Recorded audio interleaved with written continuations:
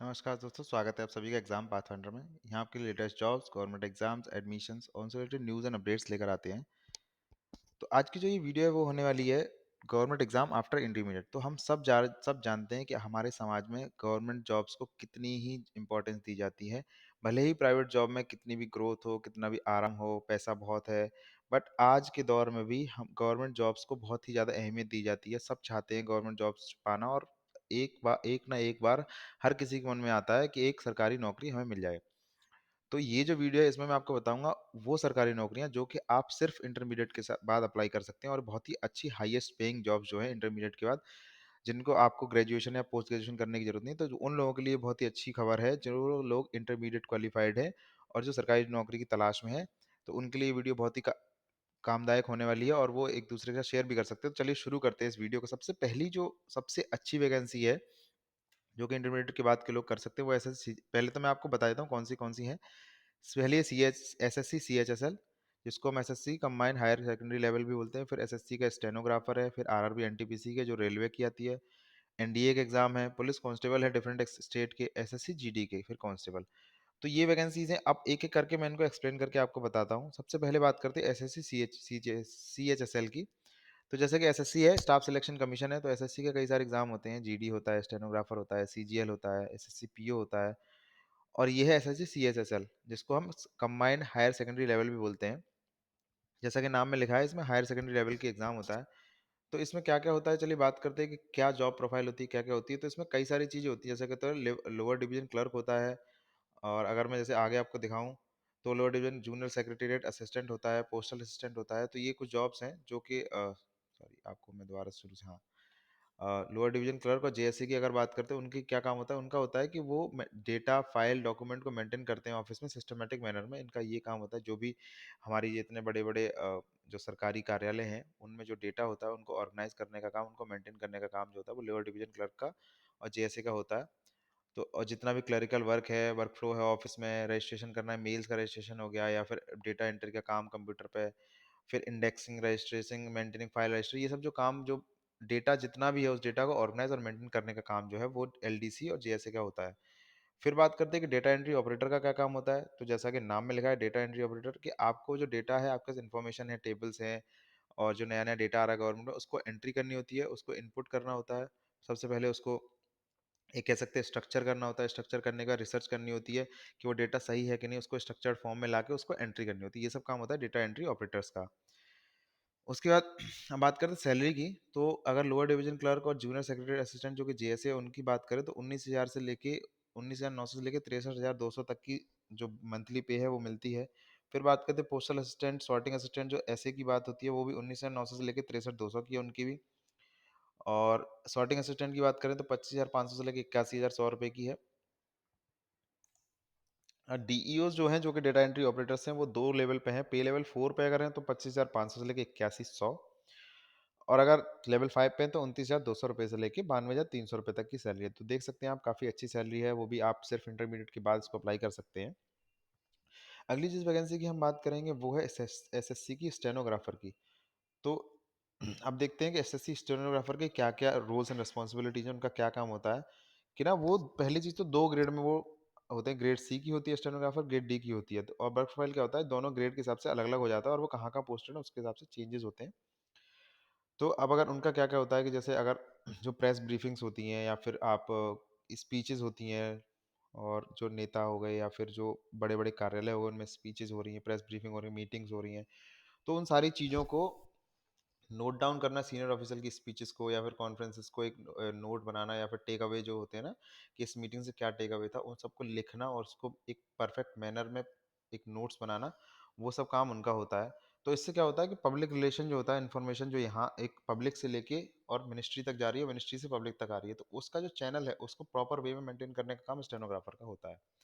तो ये basic responsibility है। अगर सैलरी की बात करते हैं, स्टेनोग्राफर की सैलरी जो ग्रेड सी वाले हैं उनकी 9300 से लेके 34,800 रुपये तक की सैलरी होती है।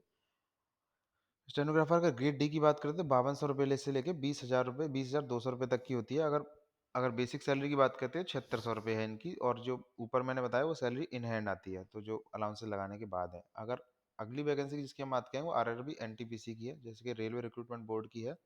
रेलवे की वैकेंसी है ये। तो अगर जिनको रेलवे के डिपार्टमेंट में जाना है या फिर रेलवे पसंद है उनको, तो उनके लिए काफ़ी अच्छी जॉब है। इसमें क्या होता है, इसमें क्या क्या पोस्ट है एनटीपीसी में? तो जूनियर क्लर्क कम टाइपिस्ट है, अकाउंट्स क्लर्क कम टाइपिस्ट है। तो एक एक करके मैं सबकी प्रोफाइल बताता हूँ आपको क्या काम होता है।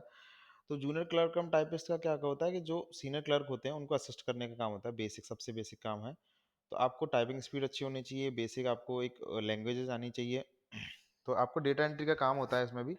तो जो सीनियर क्लर्क है उनको असिस्टेंट करने का काम होता है।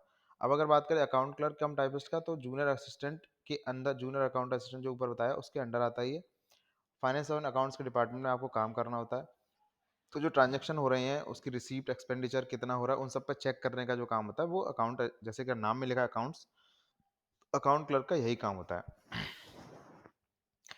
अब बात करते हैं ट्रेन्स क्लर्क की। तो जैसे ट्रेन्स क्लर्क है वो क्या करेगा कि ट्रेन्स में कितने कोचेज़ हैं, वैगन्स हैं हर रेलवे में, किसी के कोचेज़ सही हो रहे हैं, किसी के कोचेज़ नए लेने हैं, ख़राब होने हैं, व्हीकल गाइडेंस डॉक्यूमेंट बनाना है कि कौन से गाइडेंस डॉक्यूमेंट क्या है कि व्हीकल की एक स्टैंडर्ड सेट करना है कि अगर जो कोचेज़ और वैगन है वो इस लेवल को मैच करते तो ही चलेंगे, वरना उसको रिजेक्ट किया जाएगा, नई लाएंगे जाएगा। तो वो सब काम होता है, उसको मेंटेन करने का काम होता है ट्रेन्स क्लर्क का।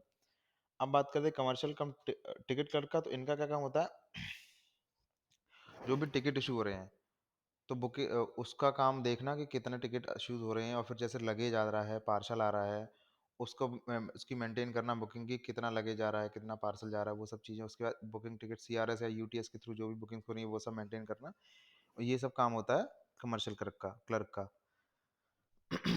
अब इनकी अगर हम क्लर्क उसकी सैलरी की बात करते हैं, तो जूनियर क्लर्क की सैलरी जो है वो 19,900 रुपये होती है। अकाउंट्स क्लर्क की जो होती है वो 19,900 है इनकी भी। और ट्रेन क्लर्क की जो है वो भी 19,900 है। लेकिन कमर्शियल क्लर्क की जो है, जो कि टिकट क्लर्क भी बोलते हैं, उनकी थोड़ी ज़्यादा है, उनकी 21,700 रुपये। ये सब मंथली बेसिक पे है, अलाउंसेस के एडिशनल भी हो सकते हैं, पर ये बेसिक पे यहाँ पे मैं बता रहा हूँ आपको।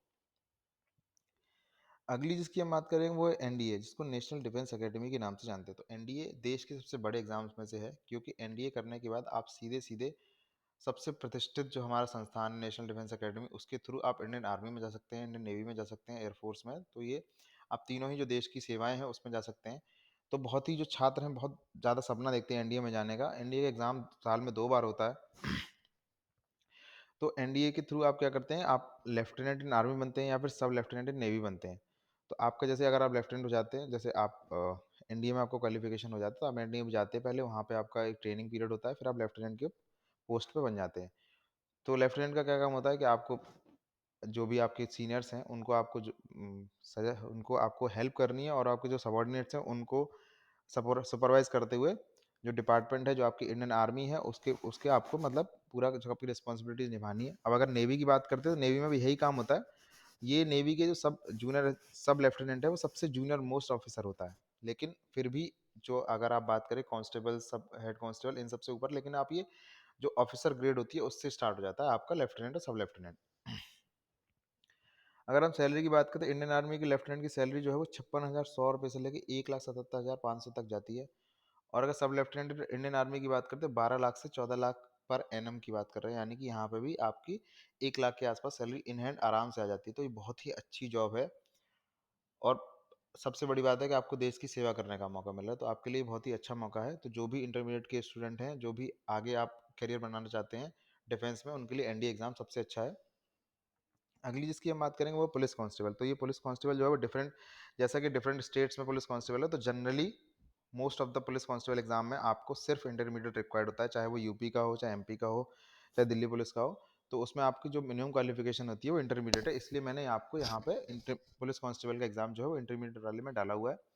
अब बात करते हैं पुलिस कांस्टेबल की आप क्या रिस्पॉन्सिबिलिटी है। आप सब ने पुलिस कांस्टेबल को जरूर से जरूर रोड पे, थाने में, आपके घरों में सब जरूर देखा होगा। तो उनका ये काम होता है कि जो भी रूल्स एंड रेगुलेशन है उनको फोर्सफुली या हारमोनियसली आपको उस चीज़ को वो कराना है, इम्प्लीमेंट कराना है। और जो जनता है उसकी सुरक्षा की जिम्मेदारी पुलिस कांस्टेबल्स की होती है। यानी कि जो पुलिस ऑफिसर, जो पुलिस ऊपर से रूल बना रही है, उसको अगर ग्राउंड लेवल पर कोई इम्प्लीमेंट कराता है वो कांस्टेबल ही कराता है।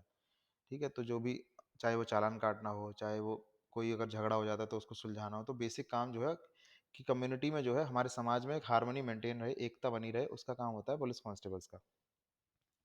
अब अगर सैलरी की बात करें तो यहाँ मैं अगर एग्जांपल लेता हूँ यूपी पुलिस का, वहाँ पे सैलरी जो होती है, और जनरली सब जगह इतनी ही होती है, 30,000 रुपये से लेकर 40,000 रुपये तक की सैलरी होती है। अगर मतलब एनुअल सैलरी की बात करें 4,20,000 से लेकर 4,80,000 रुपये तक की सैलरी इनको इन हैंड मिलती है। अगर हम पूरे देश की बात करें तो हाईएस्ट सैलरी जो इनको मिल सकती है वो मिलती है 6.7 लाख से लेके 6.7 लाख पर ईयर, यानी कि अगर 55,000 रुपये 50 से 55,000 रुपये पर महीने जो है हाईएस्ट सैलरी इनको मिलती है जो पुलिस कांस्टेबल्स होते हैं। अगर सबसे लास्ट बात करते हैं एसएससी जीडी कांस्टेबल, तो अभी तक हम बात कर रहे थे पुलिस कांस्टेबल जो स्टेट पुलिस होती थी, लेकिन जो बाकी जो सेवाएं होती हैं जैसे कि बीएसएफ हो गई, आईटी आर्मी को छोड़ के जो अर्धसैनिक बल है हमारे, BSF, ITBP, Assam rifles, CRPF, ये डिफरेंट डिफरेंट जितने हमारे फोर्सेज हैं उसमें जो कांस्टेबल की भर्ती होती है वो एसएससी के जीडी के एग्जाम के थ्रू होती है। तो उसमें जैसे जीडी कांस्टेबल हो गई या फिर जीडी कांस्टेबल आईटीबीपी हो गई, तो इन सब का क्या काम है? अगर बीएसएफ की बात करें तो वो बीएसएफ बॉर्डर सिक्योरिटी फोर्स है, तो जो बीएसएफ है वो बॉर्डर पर खड़े रह के बॉर्डर की सुरक्षा करती है। अब अगर आईटीबीपी की बात करें तो इंडो तिब्बतन बॉर्डर पुलिस जिसको कहते हैं, तो जो इंडिया चाइना है, जो लद्दाख से अरुणाचल प्रदेश है, उस एरिया को ये डिफेंड करते हैं। तो ये डिफरेंट डिफरेंट अगर आप डिपार्टमेंट में आपको कांस्टेबल की भर्ती होती है, तो जैसा कि आपको पता है उस डिपार्टमेंट का जो भी जॉब होगा वो आपकी रिस्पॉन्सिबिलिटी बन जाती है। जैसे अगर आप असम राइफल्स में हैं तो असम का जो बॉर्डर है वो आपकी एक जिम्मेदारी बन जाती है। अगर आप आईटीबीपी में तो आईटीबीपी में रहेंगे, अगर आप सीआईएसएफ में है तो जो भी इंडस्ट्रियल फोर्सेज हैं वहाँ पे वहाँ की सुरक्षा की जिम्मेदारी वहाँ के कांस्टेबल्स की हो जाती है। बात करते हैं इनकी सैलरी की, तो एनुअल पैकेज जो होता है जीडी का जनरल ड्यूटी कांस्टेबल का वो है 3 लाख से लेकर 6 लाख रुपए, और इनिशियल सैलरी जो मिलती है इनको 23,527 रुपये पर मंथ, जो कि बेसिक पे होती है 21,000 रुपये इनमें से, और 21,000 से लेकर 69,100 रुपये तक की इनकी सैलरी जाती है। तो जो रेंज है वो बढ़ती जाती है उस हिसाब से। तो ये था जो टॉप 5 वैकेंसीज थी जो कि इंटरमीडिएट के बाद आप इनको अप्लाई कर सकते हैं। तो आई होप ये वीडियो आपके लिए एक हेल्पफुल रही हो। आप इसको अपने दोस्तों के साथ शेयर करें ताकि उनको भी ये चीज़ें पता चल सके। वीडियो को लाइक करें, शेयर करें वीडियो को, और हमारे चैनल को सब्सक्राइब भी करें, बेल आइकन जरूर दबाएं।